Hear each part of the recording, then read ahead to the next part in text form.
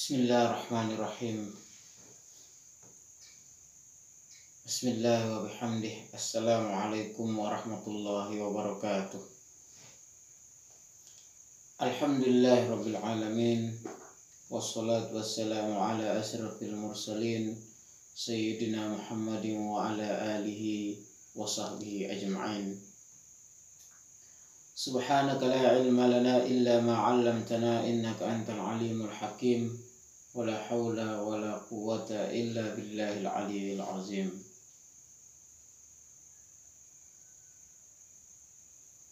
Alhamdulillah, segala puji syukur kita panjatkan kehadirat Allah Subhanahu wa taala atas segala limpahan rahmat karunia yang tiada terhingga, dan tak seorang pun makhluk yang akan mampu menghitung semua itu.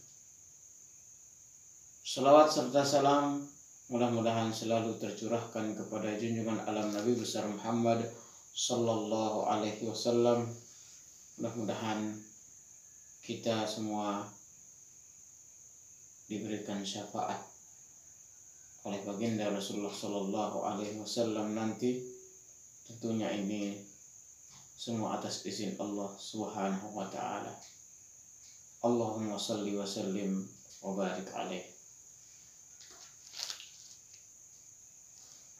Kaum muslimin muslimat yang dimuliakan Allah Subhanahu wa taala, pada kesempatan kali ini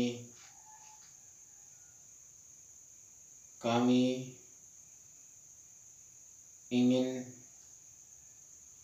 mengajak kita semua agar menyempatkan diri, menyisihkan sedikit waktu kita untuk lebih mengenal lagi tentang agama kita ini, terutama hal-hal yang berkaitan dengan akidah, amaliyah yang pada akhir-akhir ini seringkali menjadi polemik, menjadi masalah karena berbedanya pendapat-pendapat di antara ulama-ulama dan banyaknya paham-paham yang masing-masing tentu membawakan dalil dan membawakan hujjah atas pendapat mereka masing-masing. Tentu sebagai orang awam kita akan seringkali kebingungan, di mana kita ketika mendengar seorang ustadz, seorang tuan guru, kiai berpendapat A, sementara tidak jauh lagi jaraknya, masa atau tempatnya kita mendengar lagi pendapat yang berbeda. Tak lama lagi kita akan mendengar pendapat yang berbeda lagi dari keduanya. Sebagai orang awam tentu akan ini menjadi sesuatu yang memberatkan. Mana yang harus mereka ikuti, mana yang harus mereka yakini akan kebenarannya. Maka dari itu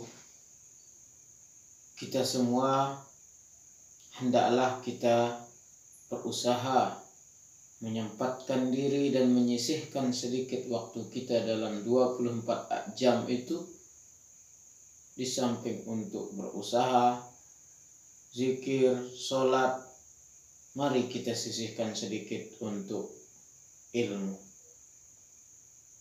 Karena sesungguhnya kebahagiaan kita di dunia dan di akhirat, satu-satunya jalan adalah ilmu. Sebagaimana yang disampaikan oleh Rasulullah sallallahu alaihi wasallam dalam sebuah hadisnya, man arada dunya fa alaihi bil ilm, wa man arada al akhirah fa alaihi bil ilmi, wa man aradahuma fa alaihi bil ilmi.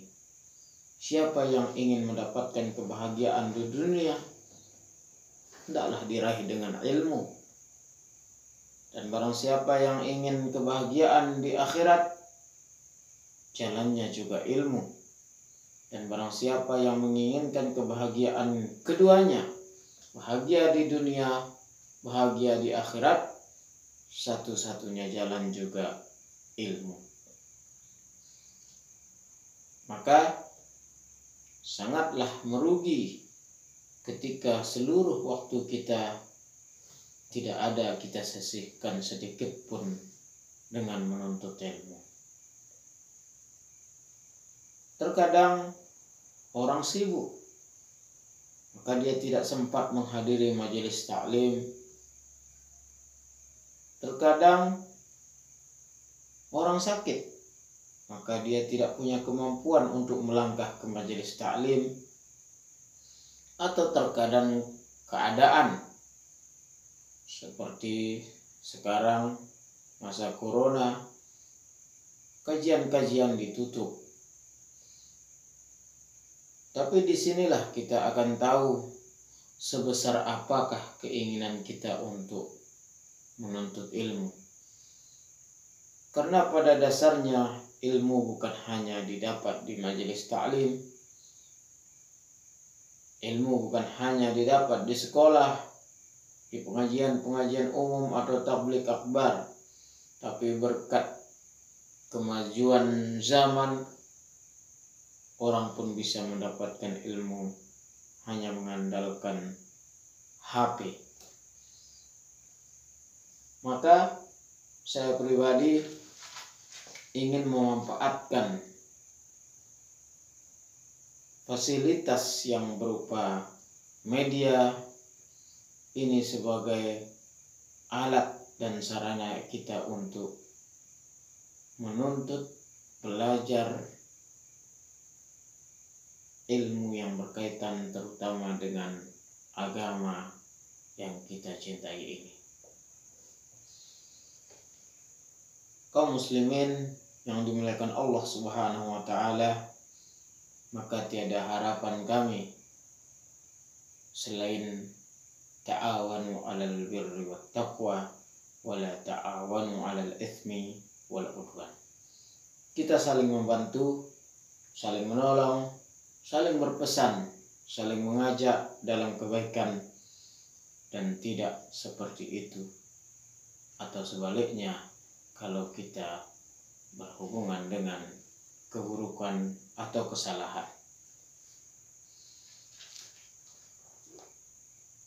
Yang menarik perhatian saya untuk membuat video ini, pertama, sekarang semua kajian ditutup karena corona. Tapi siapa yang menjamin ketika kita diam di rumah kita aman? Kita tidak akan mati, kita tidak akan sakit. Maka kesempatan ini saya buat kajian lewat video ini dengan harapan bisa menjadi catatan amal kebajikan kita di sisi Allah Subhanahu wa taala. Dan harapan saya mudah-mudahan ini untuk bermanfaat untuk diri saya pribadi dan untuk umat Islam kita semua, agar semua ini bisa menjadi catatan kebaikan kita nanti di hadapan Allah Subhanahu wa taala. Semoga kajian kita ini diberikan keistiqomahan dari Allah Subhanahu wa taala dan diberikan ganjaran, dan kita diikhlaskan hati kita oleh Allah Subhanahu wa taala. Ketika kita berusaha untuk ikhlas, itu memang berat. Tapi ketika datang pertolongan dari Allah, maka tidak ada yang berat. Ini perlu kita camkan. Perbedaan antara mukhlasin dan mukhlisin. Orang yang mukhlis bisa jadi turun naik karena dia berusaha seikhlas-ikhlasnya untuk ikhlas dalam beramal.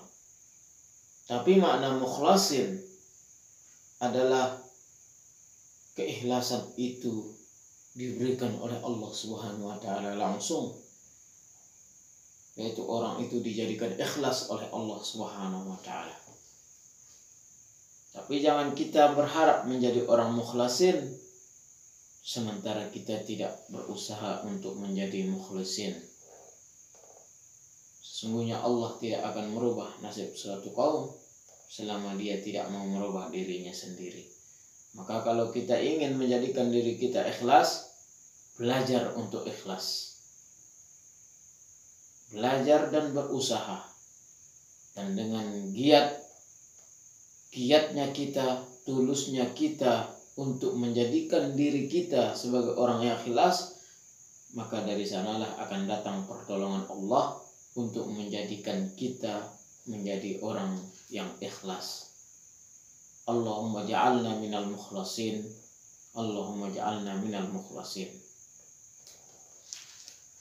Kaum muslimin yang dimuliakan Allah Subhanahu wa taala, terkait dengan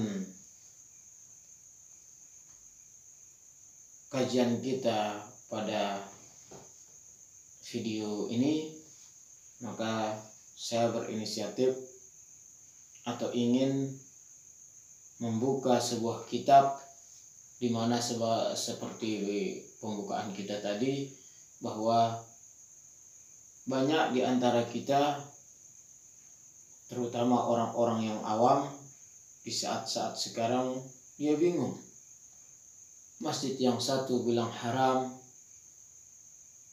masjid yang satu bilang halal, ustadz yang satu bilang boleh, ustadz yang satu bilang bid'ah, ustadz yang satunya bilang baina-baina, yang jadi korban orang awam. Nah, lewat kesempatan kali ini, maka saya ingin mengajak antum semua, kaum muslimin yang dimuliakan Allah Subhanahu wa taala, untuk mengikuti terus kajian ini, karena saya akan menggunakan cara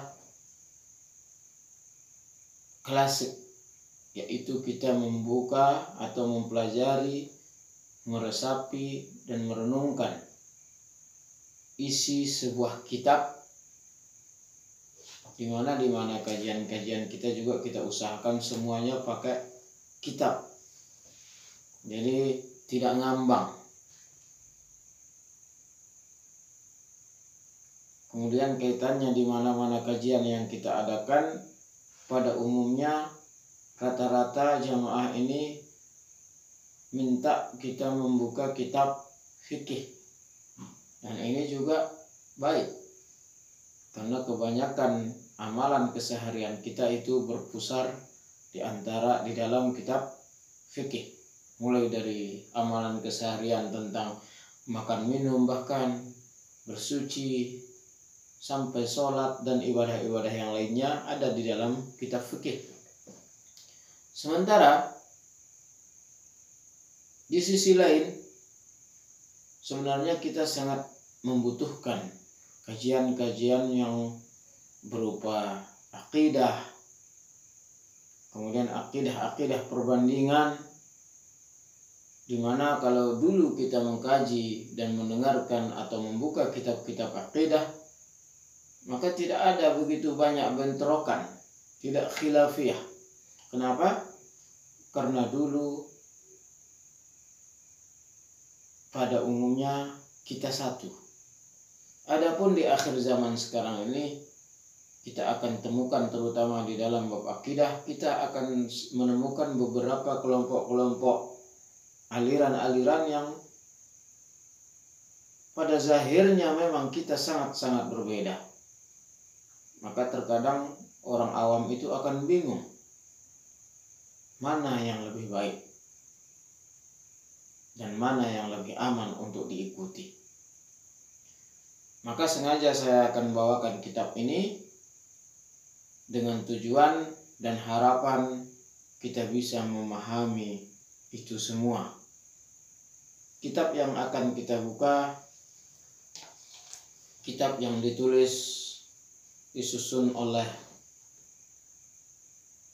guru kami di Makkah Al-Mukarramah ketika saya masih di sana menuntut ilmu, yaitu Mafahim Yajibu an Tusahhah. Kitab ini dikarang dan ditulis oleh guru kami As-Sayyid Muhammad bin Alawi bin Abbas Al-Maliki Al-Makki Al-Hasani. Beliau adalah keturunan Rasulullah Sallallahu Alaihi Wasallam. Maka di sini disebut As-Sayyid, yaitu dari Arab yang disebut dengan As-Sayyid adalah keturunan yang mulia Rasulullah Sallallahu Alaihi Wasallam. Maka pernah dulu ketika kita mengaji di Pancor, itu Bapak Maulana Syekh bercerita tentang perbandingan guru. Ternyata nasab juga dikedepankan.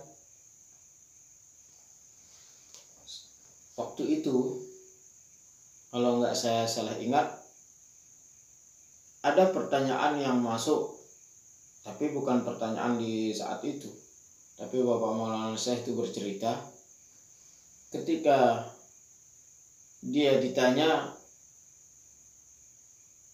tentang kenapa beliau lebih condong kepada mazhab Syafi'i, beliau menjawab,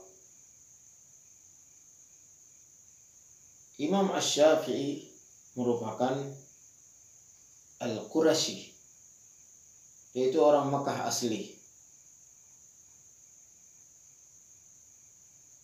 Artinya dalam sebuah riwayat mengatakan bahwa ketika ada ulama, ketika ada guru, semuanya sama, baiknya sama, solehnya sama, ikhlasnya sama, umurnya sama, keilmuannya sama, tapi berbeda daripada nasab.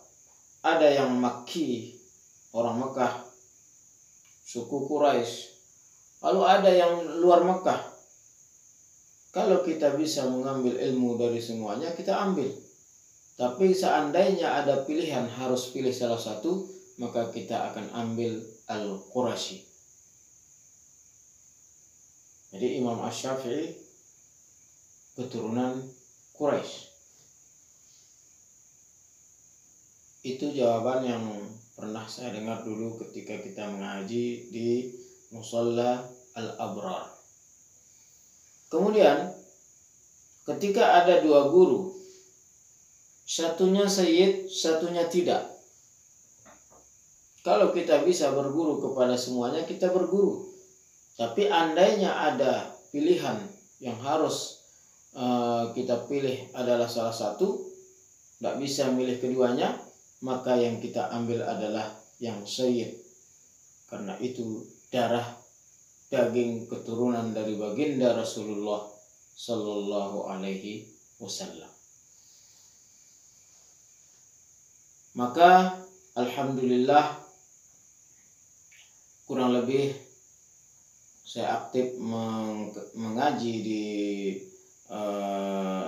halqah Sayyid Muhammad Al-Alawi sampai beliau dijemput oleh Allah Subhanahu wa taala ketika di Salatiyah selama 2 tahun saya aktif, alhamdulillah. Kemudian setelah berhenti sekolah, saya pun menikah di sana sampai anak saya punya anak 1, saya masih aktif, alhamdulillah. Karena kajian beliau setiap malam habis maghrib sampai isya, dan alhamdulillah kalau kita hitung sekitar waktu sekolah 2 tahun, setelah sampai punya anak, setelah berhenti sekolah sampai punya anak itu sekitar 3 tahun.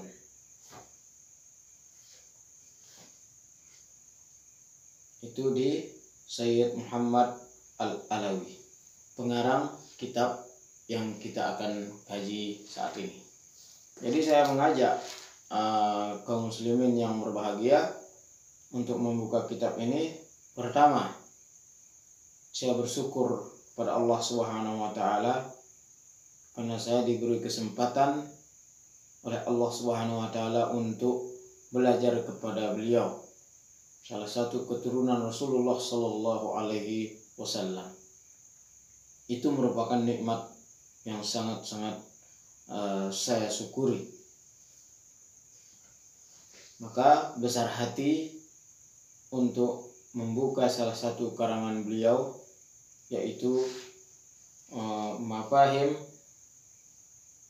Yajibu an Tusahhah.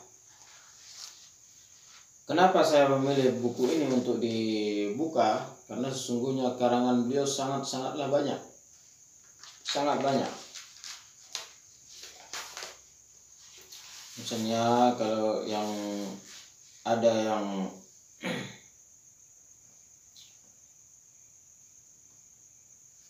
Manhajus Salaf, ada kitab Wallah, ada kitab Qul Hadza Sabili, kemudian syarah Aqidatul Awam ada juga.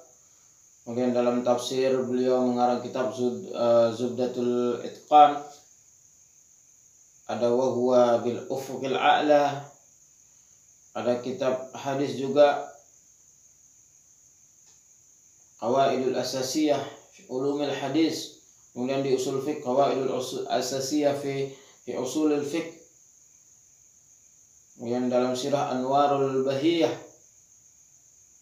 Ar-Risalah Al-Asabiyah, Rihabul Haramain, dalam sejarah Makkah dan Madinah. Beliau adalah seorang ulama yang dimana saat itu beliau memiliki halqah di rumah beliau sendiri, yaitu di Rusaifah. Beliau lahir pada tahun 1365 Hijriah. Kemudian beliau wafat, meninggal dunia pas pada 15 Ramadan tahun 1425 Hijriah. Sungguh sesuatu yang sangat membuat saya terkejut di saat itu. Waktu itu kebetulan anak pertama saya baru umur 1 tahun berapa bulan gitu. Lalu kami umrah di bulan Ramadan. Karena pada bulan Ramadan kita libur untuk mengaji di Halqah Sayyid. Lalu setelah di seling-seling bulan Ramadan itu, kalau malam, terutama malam Jumat, kita selalu berangkat umrah sekeluarga.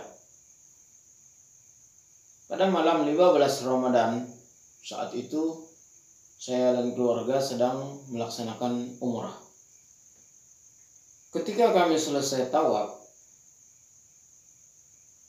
kita mau beranjak ke Safa Marwa untuk melaksanakan sa'i.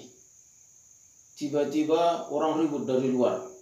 Semua saling desak, saling dorong. Kita terkejut. Kita kira ada apa. Perkiraan saya waktu itu entah ada masalah apa. Saya kira ada Malik atau gubernur atau amir yang datang sehingga dia harus diberikan jalan. Ternyata ada sekelompok orang yang sedang memangkul jenazah. Perkiraan saya saat itu, Masya Allah, siapa yang meninggal. Jadi saat itu kita memikir yang meninggal itu adalah seorang pembesar kerajaan, sehingga diikuti oleh tangisan ratusan orang. Kemudian jalan dibukakan oleh tentara-tentara, polisi-polisi di Masjidil Haram itu dibuka, dikasih jalan oleh polisi. Jadi orang yang tawaf, orang yang sedang berjalan di dalam Masjidil Haram itu semua pada minggir, termasuk saya dan keluarga. Sesampai kita di rumah, setelah selesai acara itu, alhamdulillah saya keluarga sholat jenazah untuk beliau. Tapi jujur ketika sholat jenazah saya nggak tahu bahwa yang kita sholat jenazahkan itu adalah guru saya. Akhirnya setelah kita pulang, kita buka HP, waktu itu masih HP Bata gitu, masih baru ada HP saat itu. Kita buka HP, teman-teman saling telepon, ada SMS, ada teleponan. Ternyata innalillahi wa inna ilaihi rajiun, orang yang tadi saya sholatkan itu adalah guru besar kami, yaitu Sayyid Muhammad Alawi Al-Abbas Al-Maliki Al-Hasani. Mudah-mudahan Allah memberikan maghfirah, ampunan dan rahmat kepada beliau sampai di akhir kelak. Amin amin ya rabbal alamin. Kaum muslimin yang dimuliakan Allah Subhanahu wa taala, itu sekilas tentang pengarang kitab yang akan kita kaji ini. Jadi saya berharap kalau ada yang menonton video ini, kalau mereka benar-benar cinta kepada ilmu, beli kitab. Namanya Mafahim Yajibu an Tusahhah, karangan Sayyid Muhammad Al-Alawi. Insyaallah banyak di perpustakaan kita di sini. Sudah banyak. Karena beliau punya cabang yaitu As-Saffah di Jawa.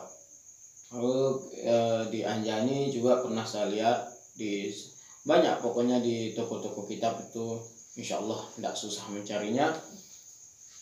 Kenapa saya menyuruh? Karena saya akan berusaha kajian ini akan kita tuntaskan biiznillah insyaallah. Maka bagi teman-teman, saudara-saudara, bapak-bapak, ibu-ibu yang ingin kiranya memahami isi kitab ini, ikuti terus video ini. Kaum muslimin yang menggunakan Allah Subhanahu wa taala, sebelum kita masuk lebih lanjut ke dalam kitab ini, perlu kita ketahui bahwa kitab ini sampai dia halaman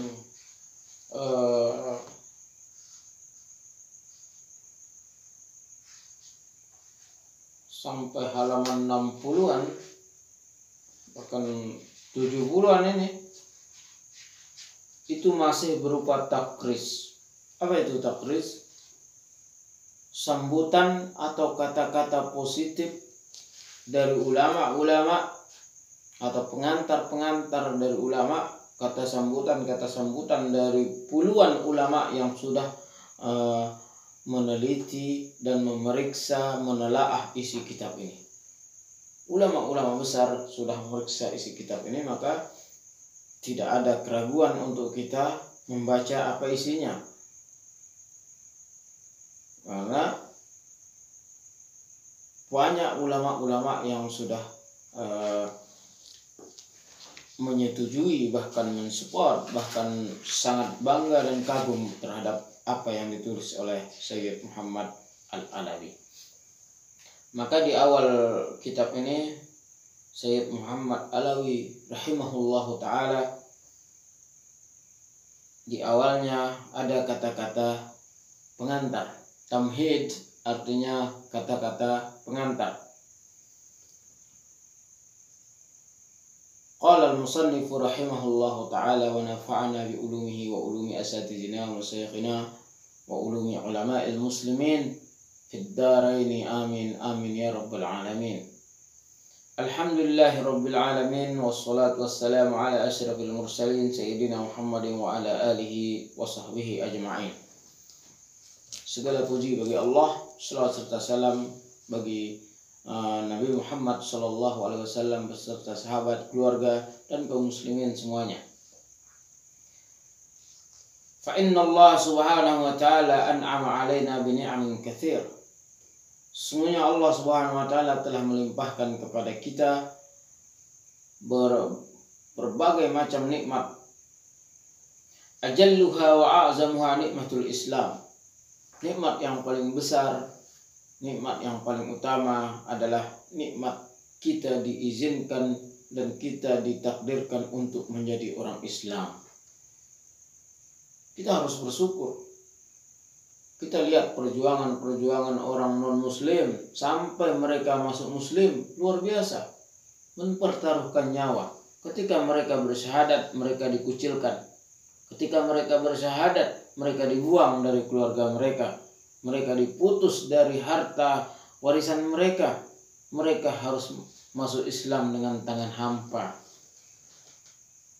Bahkan mereka akan diancam dibunuh.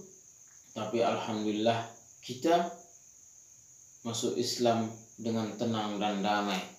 Maka nikmat ini merupakan nikmat yang luar biasa. Karena kita belum tentu kalau kita berada di posisi mereka yang masuk Islam, karena mereka menggali bagaimana Islam itu, mungkin kita tidak bisa masuk Islam.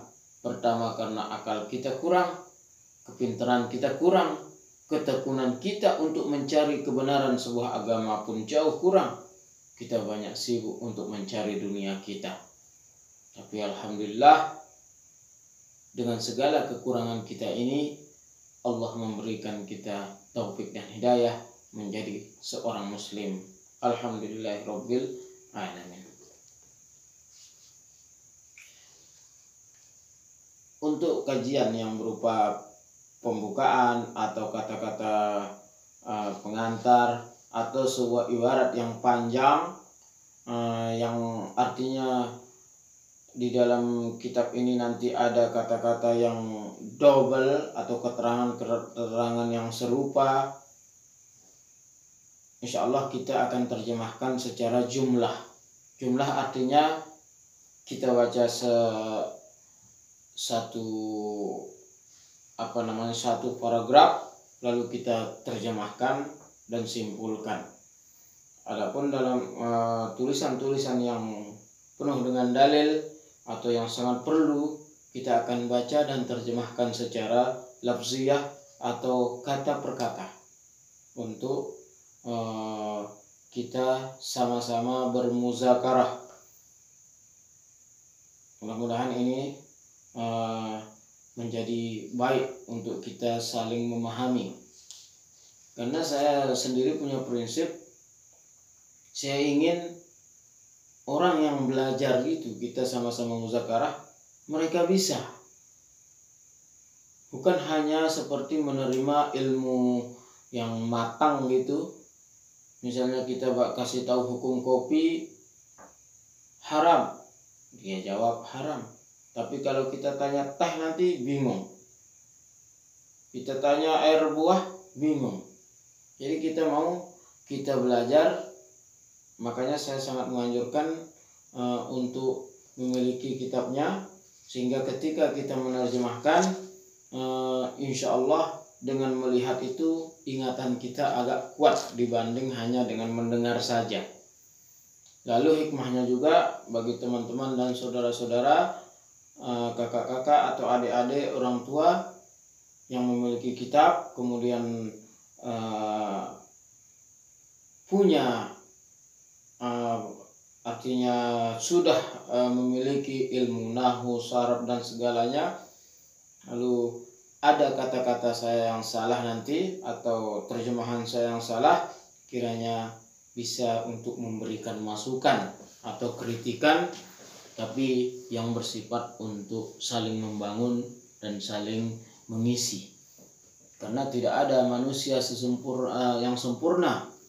Sejauh manapun mereka menuntut ilmu, sebanyak setumpuk apapun kitab yang mereka hafal, pasti ada kekurangan. Lalu sedikit apapun ilmu seseorang, sedikit apapun dia pergi belajar, dia pasti punya kelebihan. Nah, jadi tidak menutup kemungkinan seorang ulama yang berbicara kemudian di belakangnya ratusan bahkan ribuan kitab-kitab ditegur atau ada kesalahan yang diketahui oleh penonton atau jamaah yang ilmunya sedikit. Kebetulan di bidang itu dia tahu, sementara di bidang itu ustadz atau ulama atau tuan guru itu belum atau lupa, bisa jadi. Maka oleh dari itu kita saling mengisi. Ada kekurangan, ada kesalahan, silahkan bisa nanti di komen atau di apa.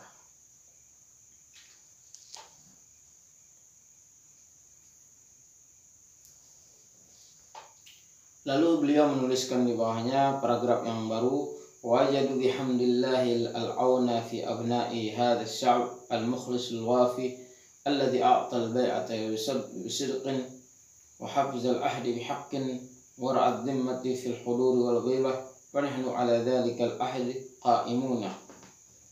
Artinya Allah Subhanahu wa taala sudah dengan kekuasaannya maha suci, Allah Subhanahu wa taala yang telah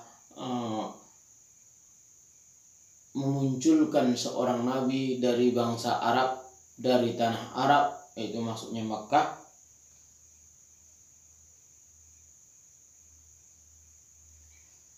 fanahnu ala dzalikal ahdi qa'imun. Masa yang dimaksud di sana adalah masa-masa kenabian. Jadi beliau memuji maha suci Allah karena telah memunculkan seorang nabi dari tanah Makkah.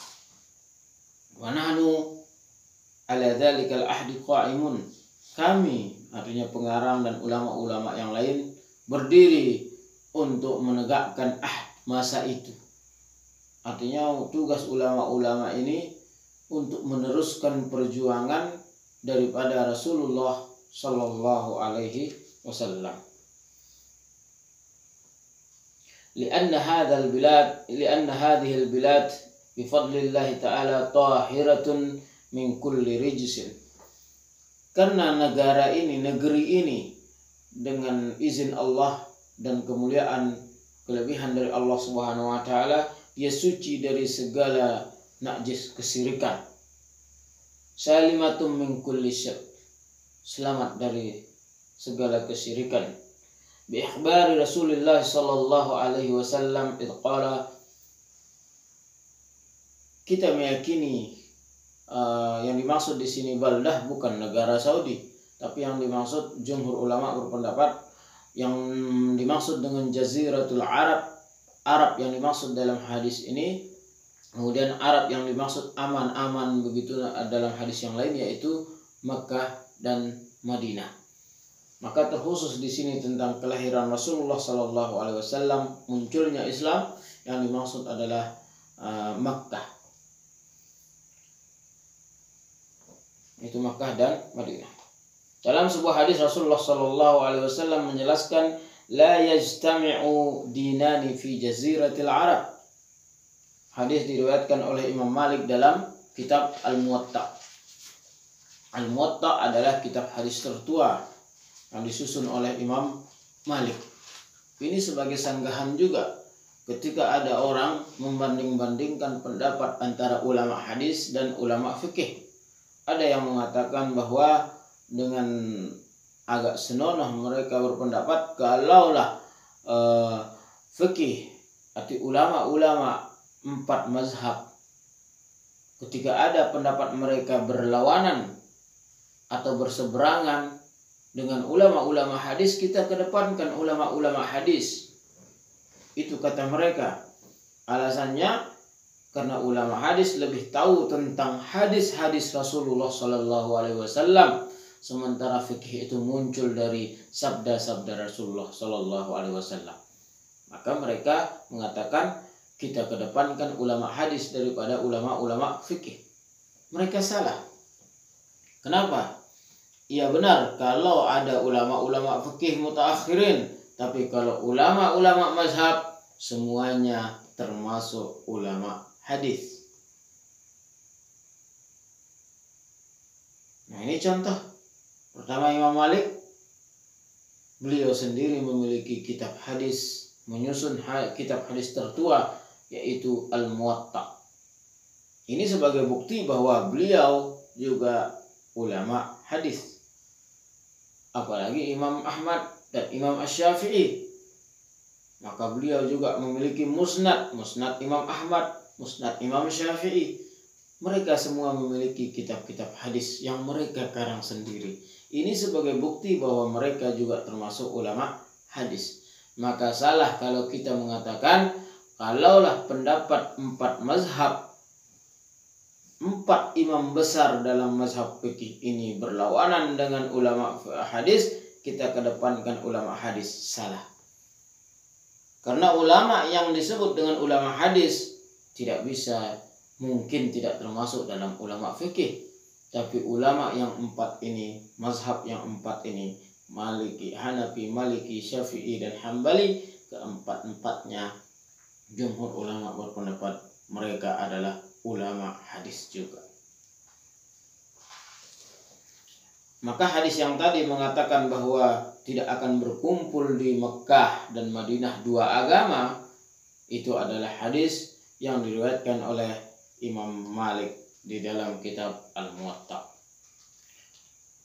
Wa qala sallallahu alaihi wasallam dalam hadis lain yang diriwayatkan oleh Al-Bazzar bisnadin hasan, dengan sanad yang hasan,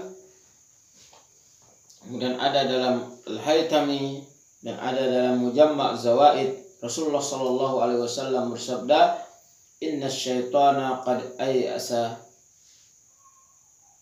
ayyu'bada fi jaziratil Arab." Sesungguhnya syaitan itu sudah tidak ada harapan lagi. Mereka putus asa. Mereka sudah tidak berharap lagi untuk bisa menggoda manusia yang ada di jazirah Arab agar dia disembah. Artinya setan-setan ini hanya bisa menggoda orang untuk berbuat dosa. Tapi untuk mengajak orang untuk menyembah dia, setan, jin-jin itu sangat tidak mungkin di jazirah Arab. Maksudnya di sini adalah Makkah dan Madinah. Jadi setan hanya mampu mengajak orang untuk berbuat dosa, bukan kepada dosa kesyirikan. Waqala, dalam hadis lain juga Rasulullah sallallahu alaihi wasallam bersabda, yaitu berupa doa. Hadis ini juga diriwayatkan oleh Imam Malik dalam Muwatta, kemudian diriwayatkan Imam Ahmad dalam Musnad Imam Ahmad, mazhab keempat. Sabda Rasulullah sallallahu alaihi wasallam yang berisikan doa yaitu, Allahumma la taj'al qabri wathanani yu'bad.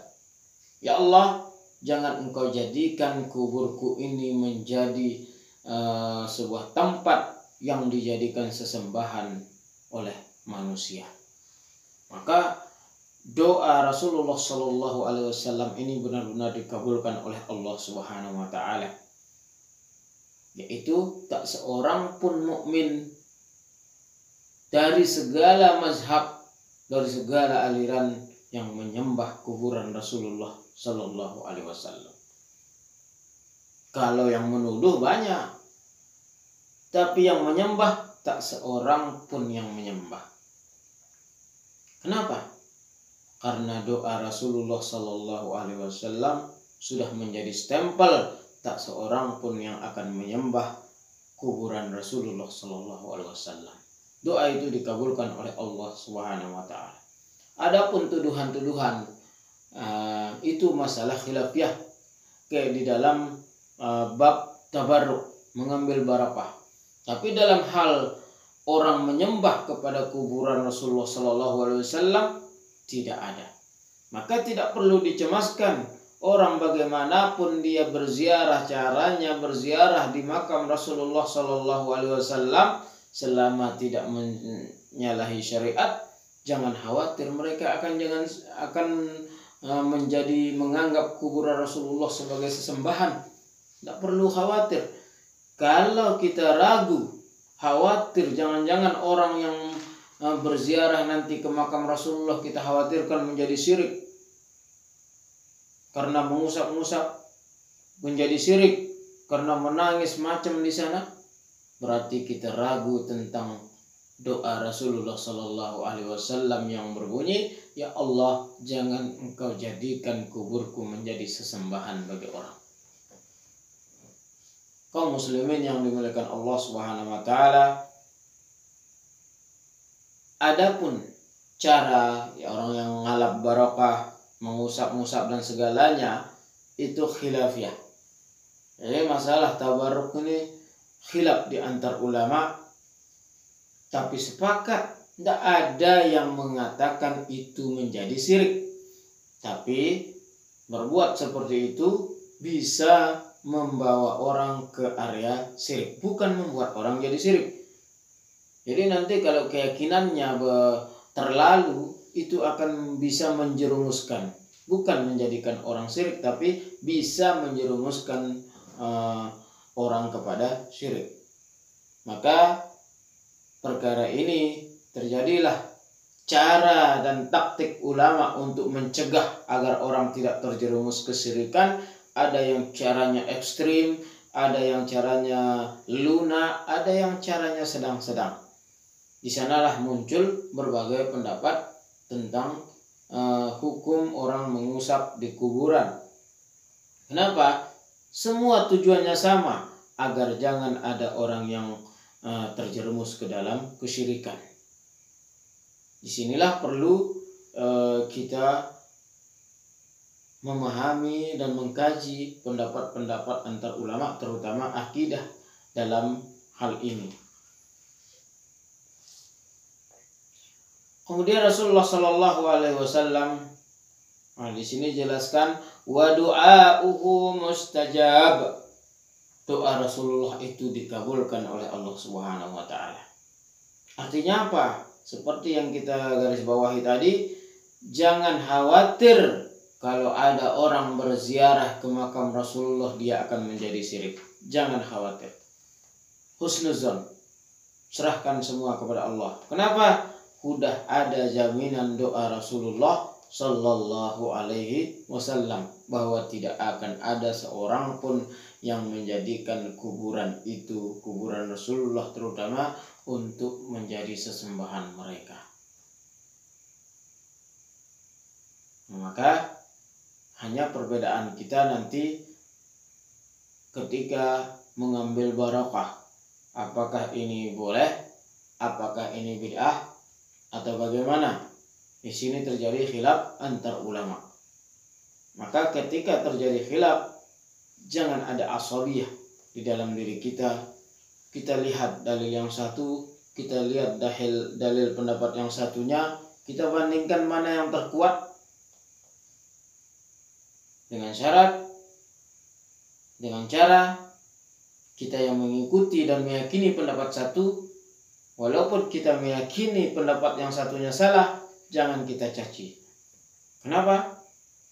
Karena mereka juga ulama. Apabila seorang mujtahid beristihad lalu dia benar, maka dia akan mendapatkan 2 pahala. Tapi ketika seorang mujtahid itu salah, maka dia tidak mendapat dosa, bahkan mendapatkan pahala juga, tapi hanya 1. Maka janganlah kita mengklaim hanya diri kita, hanya pendapat kita yang benar. Meskipun kita meyakini orang salah, jangan diucapkan. Karena al-haqqu indallah, hakikat dan hakikat daripada hakikat kebenaran itu hanya di sisi Allah Subhanahu Wa Taala. Kita hanya bisa lewat apa yang kita lihat, tapi hakikat semua itu hanya ada di sisi Allah Subhanahu Wa Taala. Lalu kalau begitu apa gunanya dalil-dalil untuk kita tahu yang benar, berarti yang lawannya salah? Benar. Itu ibarat undang-undang di sekolah, undang-undang di instansi apapun, maka tetap ada sesuatu di balik itu. Artinya apa?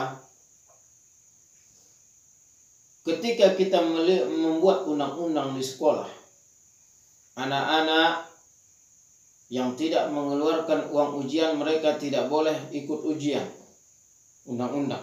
Ini harus kita terapkan dan bicarakan di depan halayak umum.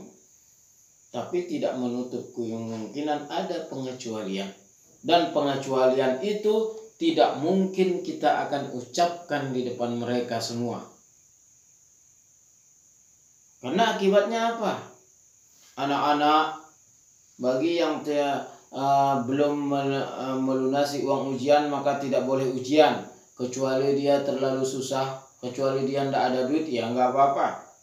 Ya semua akan mengaku tidak punya duit. Nah maka tetap diterapkan secara umum, di depan umum, tidak boleh ikut ujian bagi yang tidak mengeluarkan uang ujian. Tapi di dalam, nanti di belakang panggung, datang seorang orang tua. Pak, anak saya mau ujian. Saya orang miskin, saya begini. Maka kita akan berikan orang itu kelonggaran. Dan kelonggaran itu tidak mungkin kita akan umumkan. Maka karena masing-masing akan keberatan. Begitu juga hukum dalam Islam ini ada istilahnya hukum ammah, tapi tidak menutup kemungkinan adanya takhsis. Takhsisul ammah itu ada dalam usul fiqh.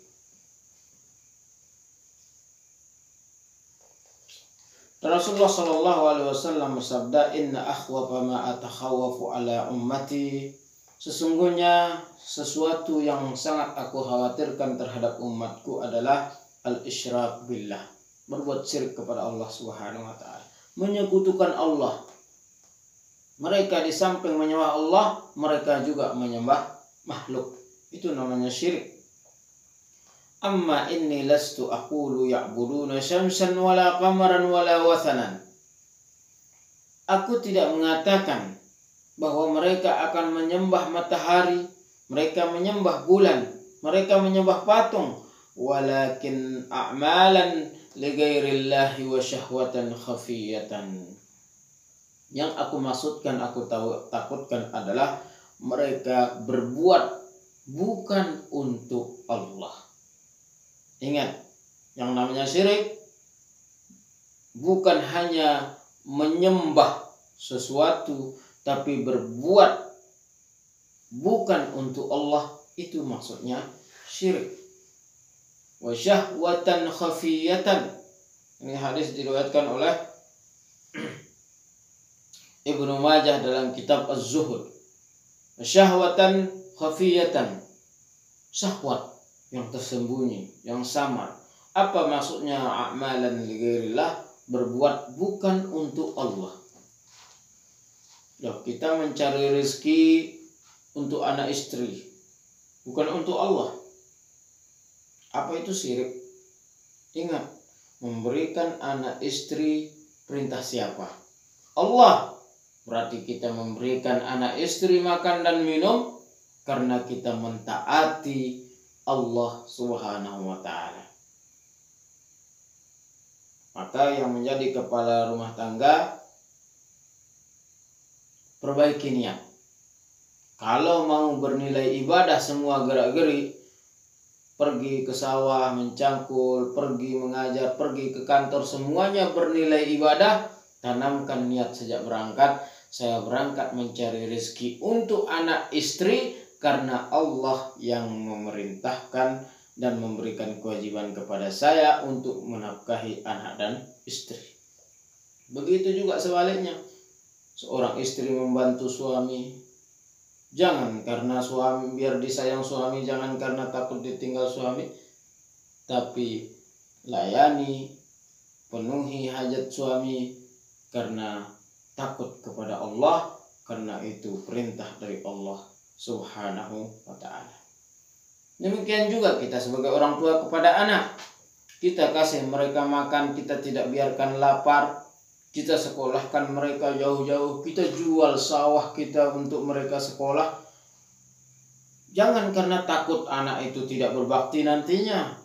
Jangan karena kita takut kalau anak itu nanti tidak mau balas budi. Jangan karena kita takut Karena nanti ketika kita tua siapa yang ngurus kalau bukan anak? Jangan. Kita khawatir dengan etikat seperti itu Allah akan cemburu. Karena kita menggantungkan nasib kita kepada anak kita. Tapi sekolahkan mereka, jual harta benda kalian untuk sekolah mereka dengan tujuan apa? Dengan niat apa? Menjalankan perintah Allah Subhanahu wa taala, yaitu menyekolahkan anak, memberi makan anak, semuanya kewajiban dari Allah Subhanahu wa taala. Sekolahkan anak karena memang itu perintah dari Allah. Kasih makan anak karena itu memang perintah dari Allah. Maka dengan demikian segala amal kita, segala kegiatan kita, walaupun berupa duniawi zahirnya, akan bernilai akhirat, bernilai ibadah.